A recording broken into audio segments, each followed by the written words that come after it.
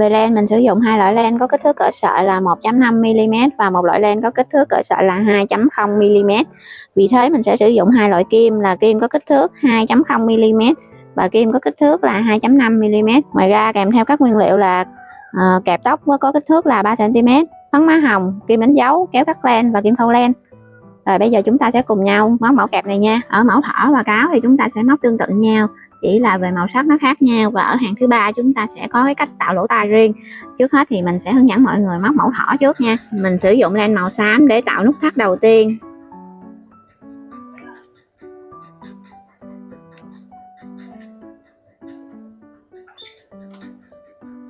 Khi có được nút thắt đầu tiên này, mình sẽ móc lên 6 mũi bính. 1 2 3 4 5 và 6. Mình sẽ quay lại từ chân thứ hai tính từ kim là ở chân này. Đưa kim vào đây, mình sẽ móc vào đây một mũi đơn và đánh dấu lại. Chúng ta tiếp tục qua chân tiếp theo, mình móc một mũi đơn. Qua chân kế bên móc một mũi đơn. Và chân kế bên chúng ta móc tiếp một mũi đơn. Như vậy là chúng ta đã thực hiện được 4 mũi đơn lần lượt.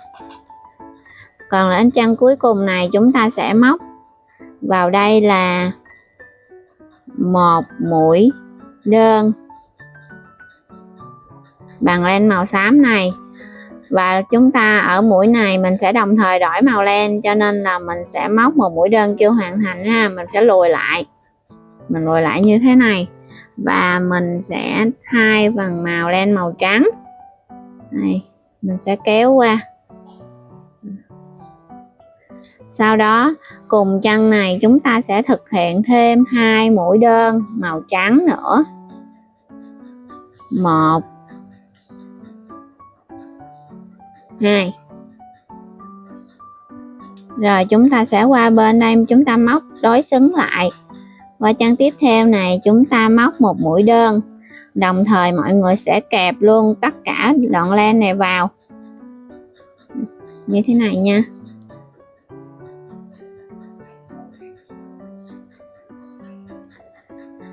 Qua chân móc tiếp theo mình thực hiện một mũi đơn. Chân tiếp theo một mũi đơn nữa. Khi mọi người đã thực hiện được 3 mũi đơn lần lượt, đến chân cuối cùng này, chân cuối cùng này mình có cái kim đánh dấu này, mình đã đánh dấu khi mình móc mũi đơn đầu tiên. Thì ở chân này mình sẽ móc vào đây tiếp tục là 2 mũi đơn nữa. 1. Và khi đến mũi đơn thứ hai này mình sẽ đổi qua len màu xám như thế này. Như vậy là mình đã hoàn thành hàng móc thứ nhất. Mình sẽ gỡ kim đánh dấu và móc mũi dời để kết hàng.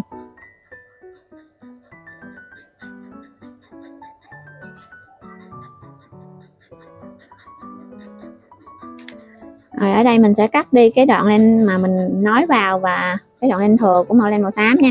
Mọi người không cắt len màu trắng này nha, cái đoạn còn đang dính với cuộn len là mình không cắt nha. Ở hàng móc thứ hai, chân đầu tiên này mình sẽ móc vào đây là một mũi đơn.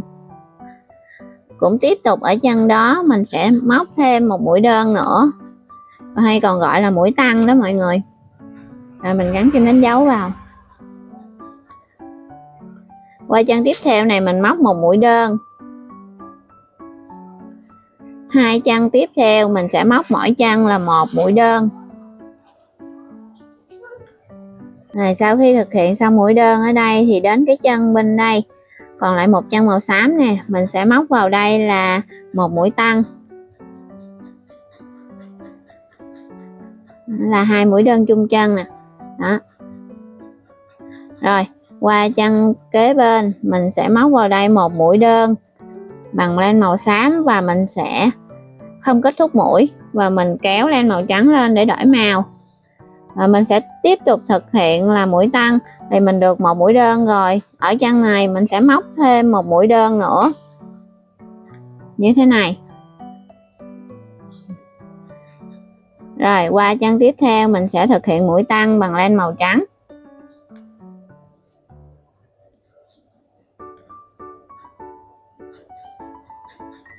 Như vậy là mình đã đi qua bên cái phía bên đây và mình sẽ móc đối xứng 3 chân lần lượt này, mình sẽ móc mỗi chân là một mũi đơn. 1 2 3. Qua chân tiếp theo này mình móc mũi tăng.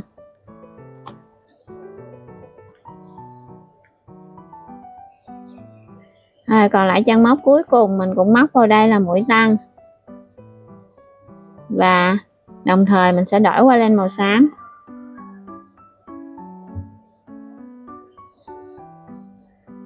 Rồi rỡ kim đánh dấu ra và mình sẽ móc mũi dời để kết hàng. Như vậy là mình đã hoàn thành xong hàng móc thứ hai. Chúng ta tiếp tục móc hàng móc thứ ba. Mình sẽ móc một mũi dời qua đây. Rồi tiếp tục thêm một mũi dời nữa. Đến đây mình sẽ móc lên 6 mũi bính. 3, 4, 5 và 6. Mình sẽ đếm từ chân thứ ba, tính từ kim, chân thứ nhất, thứ hai và thứ ba là chỗ này. Mình sẽ quấn len và móc vào đây một mũi nửa kép. Tiếp theo mình sẽ móc một mũi kép. Rồi tiếp theo mình sẽ móc một mũi nửa kép. Và chân cuối cùng này mình sẽ móc vào đây một mũi đơn. Sau đó mình sẽ trở xuống chỗ chân mũi dời nè, mình móc một mũi dời. Rồi, qua chân tiếp theo mình móc một mũi dời nữa. Rồi qua chân kế bên nữa mình móc một mũi dời nữa. Rồi đến đây nè mình sẽ móc tiếp tục tạo để mình tạo một cái lỗ tai thứ hai thì mình sẽ móc lên 6 mũi bính. 3, 4, 5, 6. Mình lặp lại cách móc vừa rồi để tạo thêm lỗ tai ha. Đây chân thứ ba tính từ kim chỗ này mình sẽ quấn lên và móc vào đây là một mũi nửa kép. Chân tiếp theo mình sẽ móc vào một mũi kép. Chân tiếp theo này mình sẽ móc một mũi nửa kép. Còn lại chân cuối cùng này mình sẽ móc một mũi đơn. Và trở xuống chỗ chân móc mũi dời này mình tiếp tục móc một mũi dời. Như vậy là mình đã móc xong phần tay thỏ và cũng xong cái mẫu kẹp này. Mình sẽ cắt len. Rồi quay qua mặt sau mình cắt luôn đoạn len màu trắng này. Rồi mình sẽ đưa kim vào cái chỗ mà mình móc mũi dời nè, mình đưa từ dưới lên, kéo cái len thừa này xuống. Bây giờ mình sẽ đổi qua kim có kích thước là 2.0 mm để móc len nhỏ hơn. Mình sẽ móc nón cho bạn thỏ. Chúng ta sẽ bắt đầu móc với 6 mũi bính. 1, 2, 3, 4, 5, 6. Quay lại từ chân thứ hai. Mình móc vào đây là một mũi nửa kép. Cũng ở chân đó mình tiếp tục móc thêm một mũi nửa kép nữa. Qua chân tiếp theo này mình sẽ móc một mũi tăng, tức là 2 mũi đơn chung chân. Chân kế bên mình móc một mũi đơn. Chân còn lại, chân tiếp theo mình sẽ móc là một mũi tăng, 2 mũi đơn, tức là 2 mũi đơn chung chân. Rồi chúng ta còn lại chân móc cuối cùng, chúng ta sẽ móc 2 mũi nửa kép chung chân.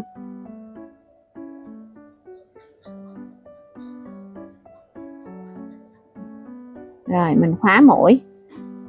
Như vậy là mình đã móc xong cái nón. Mình cũng cắt len đi.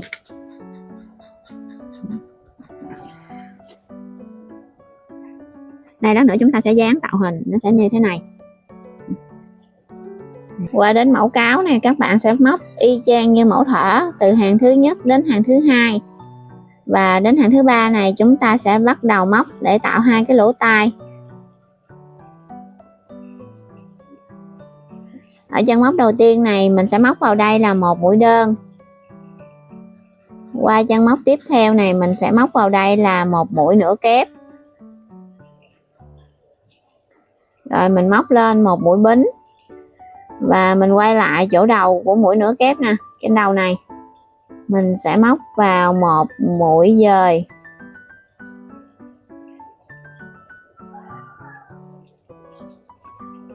Rồi mình qua chân tiếp theo này mình móc một mũi đơn, và đồng thời đưa xuống chân đó luôn mình móc một mũi dời. Như vậy là mình đã hoàn thành một cái tai. Qua chân tiếp theo này mình móc một mũi dời nữa. Qua chân thứ ba mình móc một mũi dời tiếp tục. Rồi ở tại chân của mũi dời này mình sẽ móc vào đây là một mũi đơn. Qua chân tiếp theo này mình móc mũi nửa kép. Sau đó mình móc lên một bính, và quay lại chỗ cái đầu nửa kép nè, mình móc một mũi dời để tạo cái chớp nhọn. Rồi mình qua chân tiếp theo này mình móc vào đây một mũi đơn, và đồng thời ở chân đó luôn mình móc một mũi dời để kết hàng. Rồi mình sẽ cắt len, dùng kim để kéo cái đoạn len mình vừa cắt xuống này xuống phía dưới như thế này. Rồi như vậy là mình đã tạo hình xong cái mẫu kẹp của mẫu cáo nè. Rồi mẫu nón cho bạn cáo thì mình sẽ sử dụng len màu xanh lá cây, và trước hết mình sẽ tạo vòng tròn mã thuật.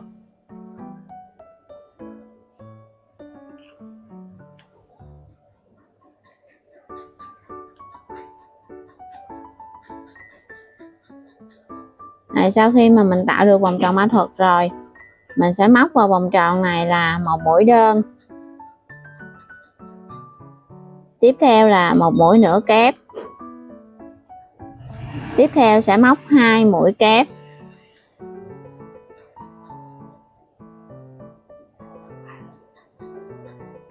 tiếp theo mình móc một mũi nửa kép, và cuối cùng mình móc một mũi đơn. Rồi kéo cái sợi dây này để thu nhỏ vòng tròn lại. Rồi sau đó mình sẽ khóa mũi lại và mình cắt len.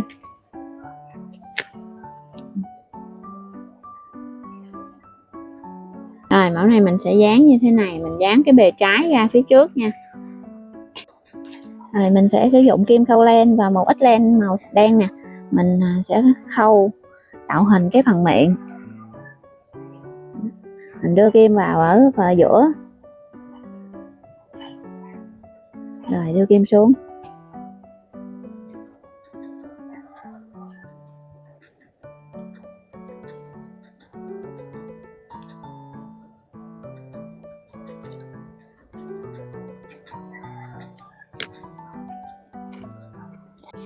Ở đây mình sẽ sử dụng một ít vải nỉ để mà mình dán cái bề trái này nè, cho nó lên phơm cứng cáp hơn.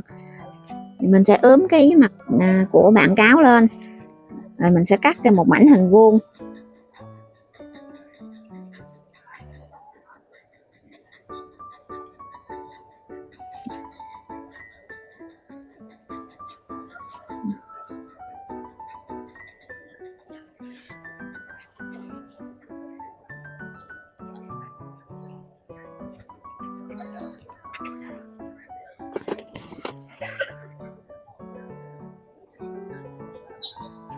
Sau đó mình sẽ chỉnh lại cho nó vừa vặn với cái gương mặt này.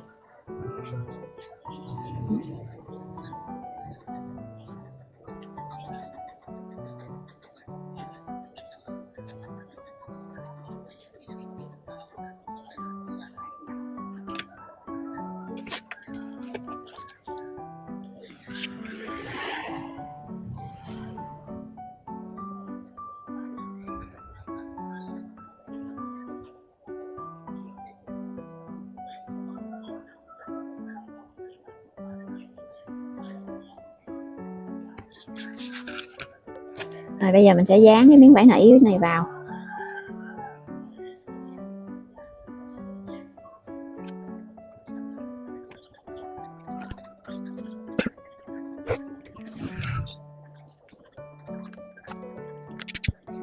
Các bạn sẽ sử dụng len màu trắng nè để mình thêu tạo hình cái phần lỗ tai.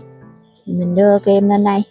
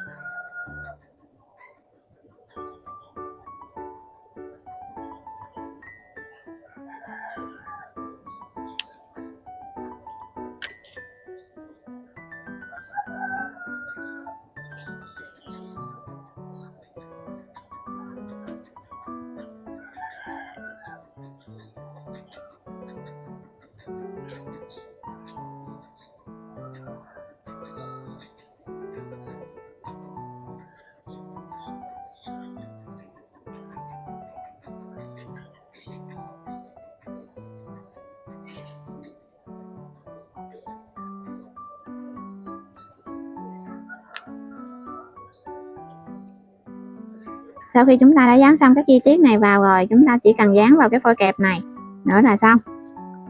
Bây giờ mình sẽ bắn keo vào cái phôi kẹp để dán cái mặt cáo này vào trước.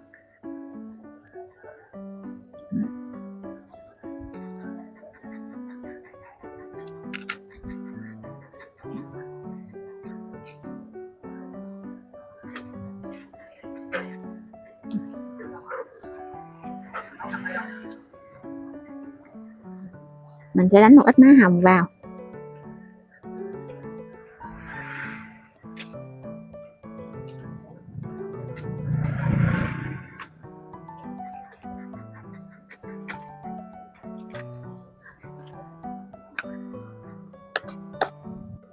Như vậy là chúng ta đã móc xong mẫu kẹp cáo và thỏ. Cảm ơn các bạn đã xem hết video và cùng mình móc len ngày hôm nay. Chúc các bạn móc len vui vẻ và có những sản phẩm xinh xắn. Hẹn gặp lại các bạn trong những video sắp tới. Chào tạm biệt.